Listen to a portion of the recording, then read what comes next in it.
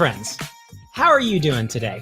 It's great to see you, and welcome to the 50th, that's right, 50th episode of In the Know, your 25-minute deep dive into the modern employee experience and what we can do to make it better. I'm JD from Exonify, and today's episode is all about airport lounges. Okay, it's not actually about airport lounges, but stay with me for a minute.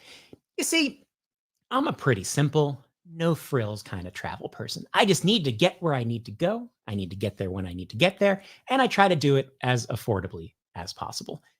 But that means I have a hard time staying loyal to specific airlines, and no loyalty means no perks. And that's why the emergency exit row is my version of first class. But I'm actually less worried about what happens on the airplane and more focused on the airport side of travel. Because after all, that's where things can usually get kind of iffy, especially if you find yourself delayed or the airline takes you to Jacksonville and you're trapped there for 12 hours before they figure out how to get you home. A few years ago, I found myself stuck in Chicago for like 6 hours. And there I was in a sea of humanity at O'Hare, sitting on the floor because there were just no open chairs available anywhere in that terminal. And I remember saying out loud to myself, there has to be a better way. You've been there, right? So that is when I started researching airport lounges. And I eventually found the credit card that got me lounge access to the airports that I visited the most. And now I'm that friend that you always want to travel with because I can usually get us a few comfy chairs and a light buffet before the flight. So I've been, as you can tell, really into airport lounges for like the past 5 or 6 years. If you name a major US airport, I can give you the lounge lowdown pretty much by memory at this point. But there's one part of this whole lounge experience thing that I didn't really start to think about until my recent trip to South Korea, where I stopped in a lot of airport lounges along the way. And that's the people operating the lounge. Of course, I'm always nice to the people who work there. I clean up after myself. I try to stay out of people's way. But I never really sat back and thought about who these folks work for and what's their experience like as employees. And most importantly, how do they get the help and support that they need to provide me with the kind of experience that makes going to the airport simple and enjoyable rather than uncomfortable and stress-inducing? Well, today, we're going to find out together. Please join me in welcoming our special ITK guest, Alison Lambert. Alison is the Director of Engagement and Insights at Eurest, the leader in hospitality, food service, and culinary excellence, setting the table for our nation's workforce and industries. As part of Compass Group, Eurest and their 16,000 associates support a wide range of clients, delivering 1.4 million restaurant-quality meals every day in corporate and office settings, including some airport lounges. Now, this is the point when I typically read the guest bio. And usually they've written that by themselves. But in this case, I'd like to read what Eurest wrote about Alison when she and her team were recognized with an award for best communications at our Exonify conference last year. To quote the Eurest Instagram account, Alison has been instrumental in creating meaningful connections within our workforce. She's transformed our organization, making it feel smaller and more closely knit. Alison's dedication to delivering engaging and informative content has fostered camaraderie among our associates and played a pivotal role in creating a sense of community. Now, I don't know about you. My companies have never Instagrammed something that nice about me. So that's why Alison is the perfect person to talk to about fostering an engaging employee experience in food service. So Alison Lambert, you're in the know. How you doing? Awesome. I'm doing great. Thanks, JD. That was a great welcome. I appreciate that. My pleasure. Thanks so much for being here. Now, this may be the first time some of our viewers and listeners are hearing about Eurest. Could you tell us a bit about the employee experience within your organization? So, what types of work do people do? Where are they located? And most importantly, how do these team members impact the customer experience for your partners? Absolutely. Yeah. So our team members we essentially say that they fuel America's workforce. They are in clients of ours from pretty much every industry that you can think of, whether it is financial institutions or the oil and gas industry, the airline lounges, as you mentioned. We are pretty much everywhere. So if you have dined in a corporate cafe, it's likely that we have served you. Our team members members are really closely integrated with our clients' team. So it is no greater praise than when somebody feels like our team members are part of their client family. They interact with these people day in and day out, and really become part of the culture at each location where we serve. Now, when we were chatting before the show, you mentioned this idea of demystifying frontline work, uncomplicating things so people can focus on the right stuff and then move forward. So could you tell us a bit about that concept, and especially what can companies do to simplify the job to help people focus on delivering the types of customer experiences that you're looking for? I would really say to understand what their audiences are looking for, instead of looking at what we want to share with them, what we want them to know. What is it that they want? What are they looking for? We use an acronym that all the time. It's WITty, which stands for what's important to you. Whether we're doing a training for our team members or we are going into a client presentation, we're always asking what's important to you. What is important to that audience? What do they need versus what we want to share with them? So a lot of times that's really able to give us the tools to go back and deliver the messages that are really relevant for those team members. And it's very easy to just become distanced from the everyday reality of work, right? Especially when maybe you haven't done the job for a while, or maybe you've never actually done that job because you have a specialist role. You work in your particular function. You've worked in other businesses doing great work around this function. But if you're not close to and kind of knitted into what it's like to do the job every day, it can be really easy to do what you think is a great idea, provide what you think is awesome support or awesome information, but it just kind of misses the mark based on me as the frontline worker in food service and the problems I face every day and what my priorities are, and just trying to get my job done. So I think I've never heard WITty before. I think everyone needs to write that down right next to WIFM. Talk a lot about WIFM. Don't talk nearly enough about WITty. Now, we talk about managers a lot on this show. And in my book, The Modern Learning Ecosystem, still very available at your favorite online book retailer, I reiterate my belief that managers are the most important people in the modern workplace because they have such significant influence on an employee's experience, especially a frontline worker. And then this idea was actually further reinforced recently by Gallup when their data showed that managers account for 70% of the variance in team engagement. So from your perspective, how do you see the role of managers in fostering a great frontline employee experience in your type of organization? Right. Yeah, I completely agree with you. It really all starts with the manager. You can kind of think of a manager as a thermometer. Like if their temperature is really, really high, it's going to be a chaotic environment. It's going to feel like everything is really critical and everything needs to be done in a rush. But when a manager can lower that temperature, kind of keep it consistent, you're going to have a much better experience for the team members. They're going to have more positivity because everything doesn't feel so crazy. And I think if we take care of our team members and we provide them with a great experience, they're going to do the same thing for our guests. That all starts with the manager. Absolutely. And I often say, especially again in frontline roles, frontline employees don't work for the company, they work for the manager, because how often do they see the executive team or corporate team or these folks who are sending messages and establishing priorities and making decisions elsewhere? You see the person who hired you, the person who schedules you, the person who makes sure you get paid, the person who assigns your workflow every day. So making sure that we have that connection and understanding and support enabling managers, because I think you see a lot of conversations, especially this year, about the challenges managers have been facing for the past several years, because it's always been hard to be a frontline manager. You're always putting out fires, one place or another, hopefully not literal, figurative fires.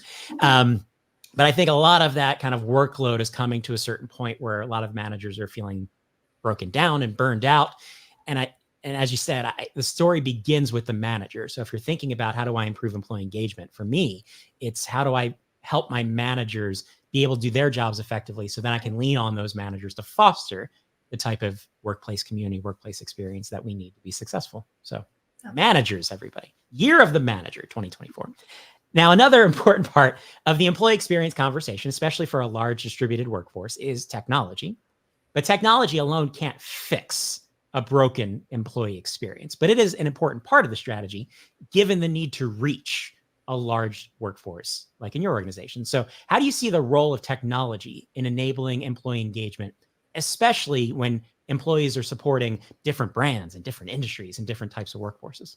Right. Yeah. The majority of our team members are deskless, so they don't even have an email address that's tied to the company. So the technology has been really crucial in creating that unifying environment where they all have a place where they can come together. It's really become part of our culture where they know that they have this place where they can go to connect with team members that they otherwise would have zero access to, or they wouldn't even know that they exist. There could be a Eurest account right down the street, but because they're confined to that individual marketplace, unless they go support, they're really not going to leave those four walls of their own location because just the nature of serving that particular client. So it allows team members in Florida to connect with those in Washington.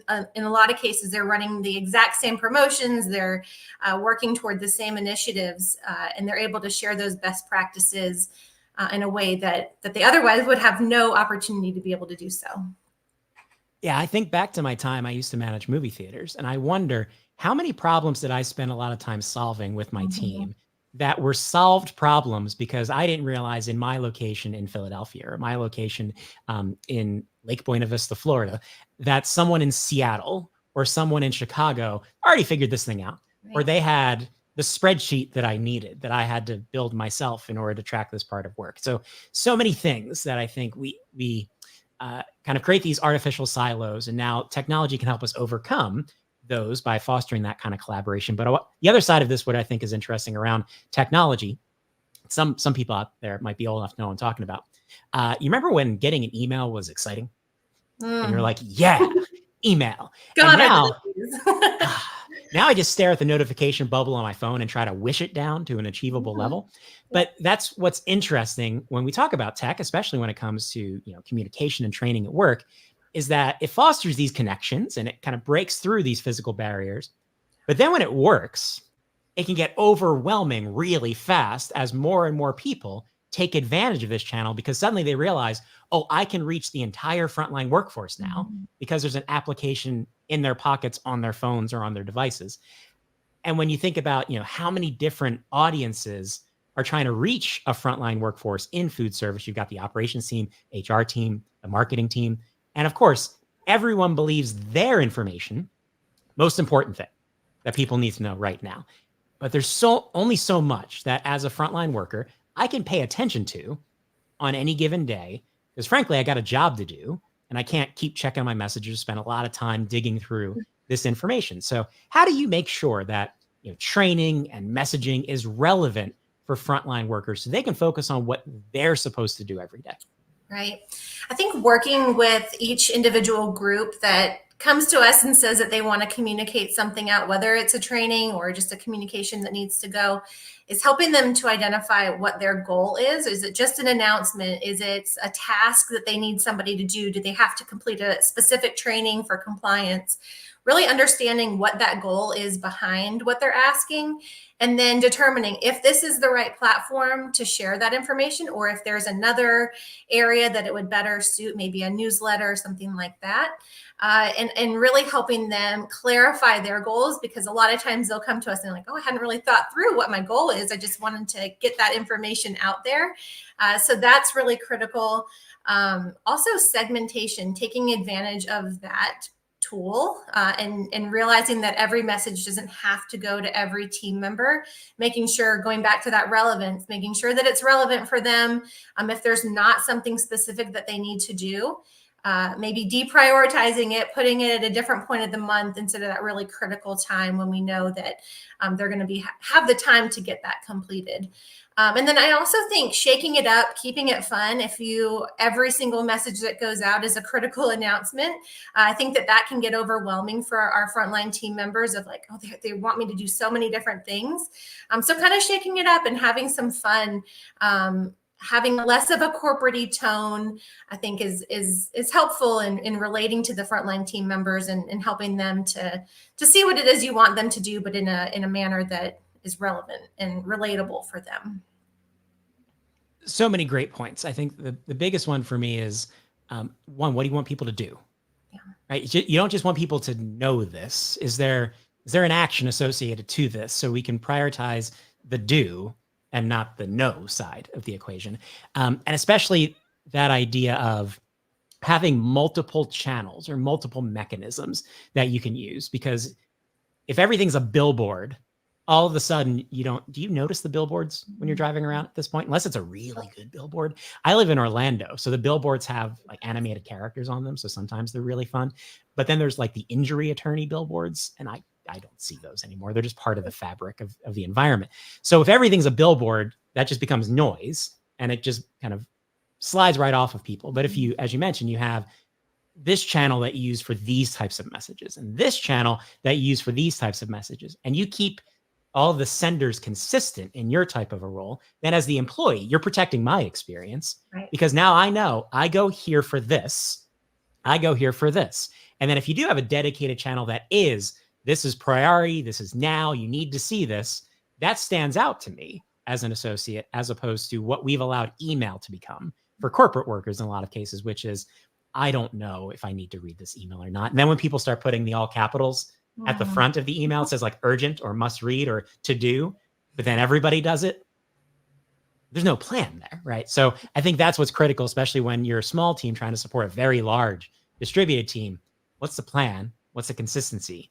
And how do you maintain that? Because ultimately, someone has to stand in between the people with all the information and the people who are just trying to do their job and need the right information at the right time. But I think the other side of communication that often gets missed when it comes to frontline workers, especially, is that it's a two-way medium, right? Yeah. We need to get information to the right people, as you said, but then there's a tremendous amount of value to be gained from getting insights back from the frontline workforce. Again, the people who understand how to do the job and what the real problems are that they face every day, as opposed to how corporate interprets what people need. But then a lot of organizations I've found, they're concerned. Some are downright afraid of what happens when you let people talk, when you give people a save button, right? Even if that app is internal and it's gated, it doesn't get outside in the world, a lot of legal and compliance teams will raise their hand and say, but what if people share the wrong thing, or they say the wrong thing, or what they say is not compliant information? So how do you overcome these concerns around what people might say in a two-way type of communication forum while still giving people opportunity to share what they know in a communal workplace environment? Yeah, I think our perspective is we'd rather them share it internally than externally. We would be happier to see that on that closed, safer environment than on a social media site, for example. We always say that these platforms are really a window to the field. Our frontline team members are going to share exactly how it is. They're going to take a picture of whatever we're asking them to take a picture of, and they're not going to pay attention to what's in the background or if they haven't done it correctly, because they're proud of what they're showing you. And so I think looking at it from that perspective of, this is a rare, unique opportunity. We can't be leadership, support, can't be everywhere all the time. So if they're able to breeze through the pictures that are being shared and just see what's going on out in the field, it's such a unique opportunity and kind of a gift that we have. And I don't think it can be taken for granted. I think it also reveals a lot about what it is that they need. So it kind of goes back to the witty. If they're sharing something, is there something deeper there that we need to look into? Maybe they've misunderstood a message, or they're asking for help in a roundabout kind of way. So taking those cues and acting upon them instead of, them getting in trouble necessarily. Very rarely have we had to pull a post or something down because it was inappropriate. Their name is tied to it. They realize that. So I think just looking into it a little bit more and seeing what we can pull from that in a positive way. That's always a big point for me, which is we're not talking about Reddit here, right? We're talking about an environment where people's names and faces are directly attached to the information they share. And as someone who's been talking about communication, knowledge sharing for 15 plus years at this point, like you said, I've rarely run into a situation where people do silly or inappropriate things when they're directly tied to it. Where do those things often happen? In those uncontrolled, anonymous environments that proliferate when people don't have an alternative for how they can engage in work-related conversations. So I think that's a key point, especially when we're thinking about how do we influence the people who are concerned and the stakeholders and decision makers to realize that there's more value than risk to be gained when it comes to two-way communication. 100%. So we talked about communication. We talked a little bit about training.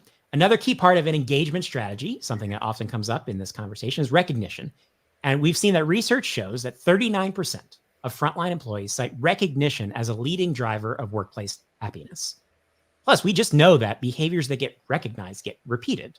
Yeah. So at the same time, there's always two sides to the question. There's the good idea, then there's the the risk associated. So there have been multiple instances recently, not going to specify or name anybody, but where we've seen recognition kind of go wrong, where companies make some questionable decisions in how they demonstrate appreciation for their workforce, especially their frontline teams, and then they go viral as a result.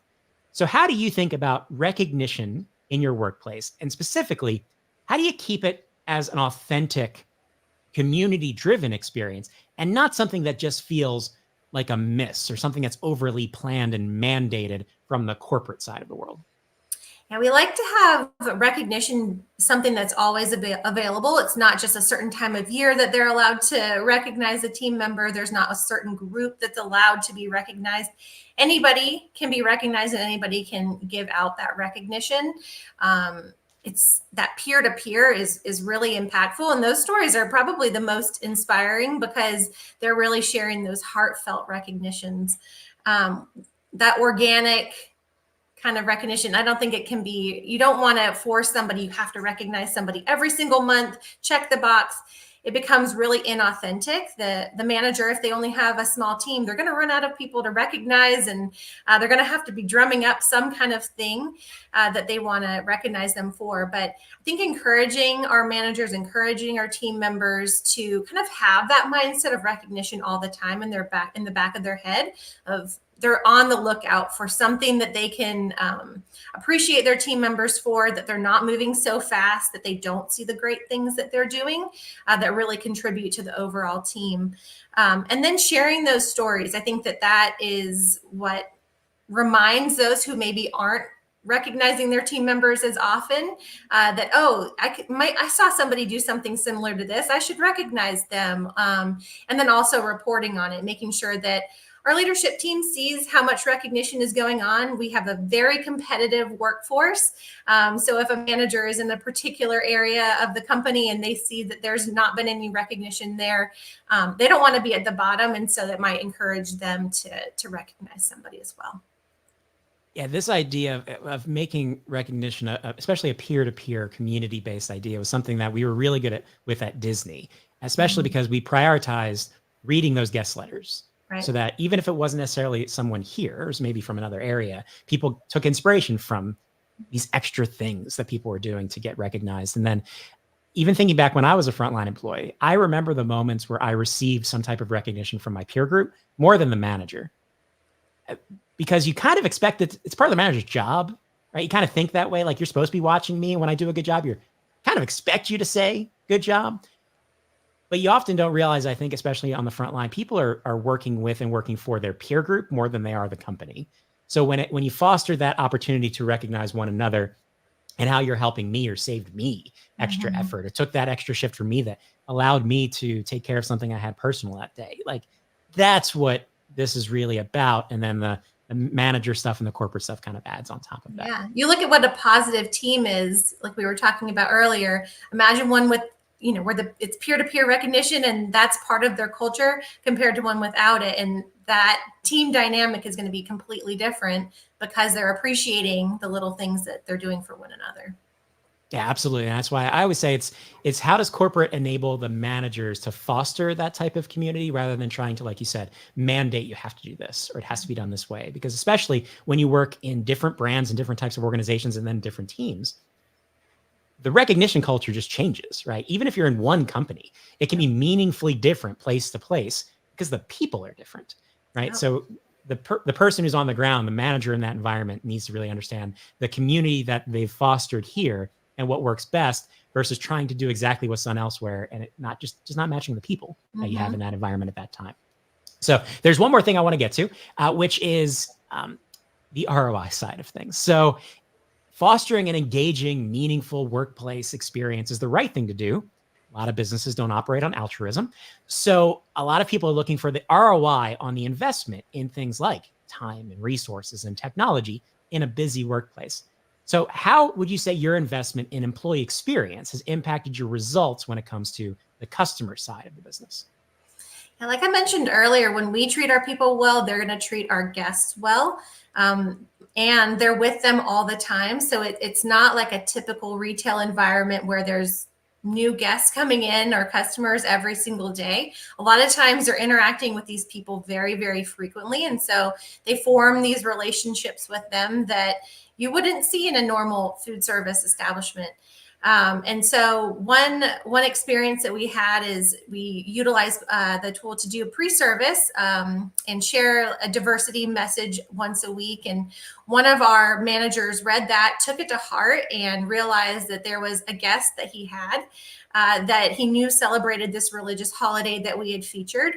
And he took the time to speak to her about it, say, oh, I know this is really important to you. Will you share something about it with me in your experience? And the guest was just blown away because the manager took the time to connect with them on such a personal level and take that knowledge. And the manager was so thankful that he was able to pull that from a work tool and something that he just read in his everyday. Like it wasn't anything he had to go outside and seek out. It was part of his regular cadence.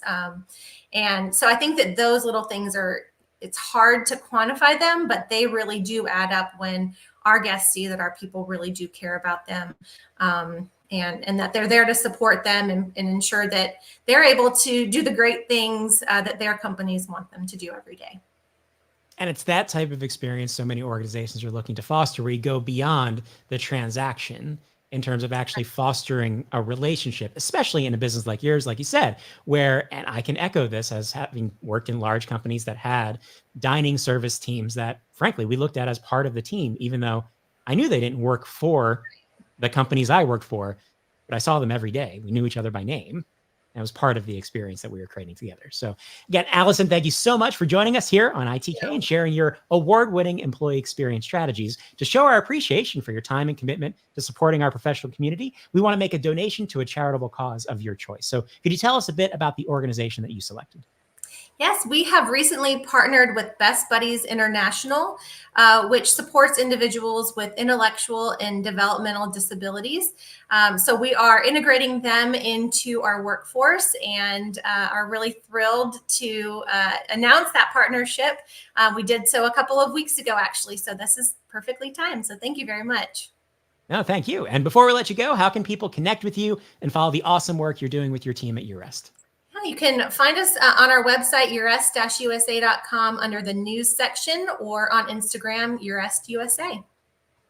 Awesome. Thank you again so much to Alison Lambert for sharing Eurest's approach to fostering an exceptional employee experience. If you had a good time today, be sure to subscribe to ITK. Head over to Exonify.com/ITK to sign up for show announcements and reminders. You can also watch all 50 episodes of the show over on the Exonify YouTube channel, or listen to In the Know on your favorite podcast app. Until next time, I've been JD. Now you're in the know, and always remember to ask yourself the important questions. Like, what do you call fake spaghetti? An impasta. I'll see you next time. In the Know is produced by Risha McCutcheon. Visual design by Mark Anderson. Additional production support by Andrea Miller and Tung La. The show is written and hosted by JD Dillon. ITK is an Exonify production. For more information on how Exonify helps frontline workers learn, connect, and get things done, visit Exonify.com.